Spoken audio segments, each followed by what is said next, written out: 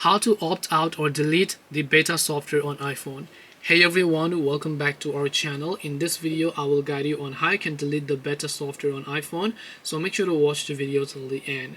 Now if you are someone who have been using the beta version of iOS for a while, you want to switch to the stable version, all you have to do is go ahead and open up settings as you would normally do, and then simply go to this option right here known as general. Then go to the option called software update. Now it'll check for some type of updates if it is available, and if you are actually a beta user, you'll find the option right here known as beta updates. So what you want to do from here is just tap on beta updates and make sure to turn it off. By default it could be on the public beta version, so you might actually want to turn it off and then just come back, and after you turn off beta updates, come to automatic updates and make sure to install the latest updates and working updates and restart your device to opt out of beta updates. This way you should be able to delete the beta software updates on iPhone.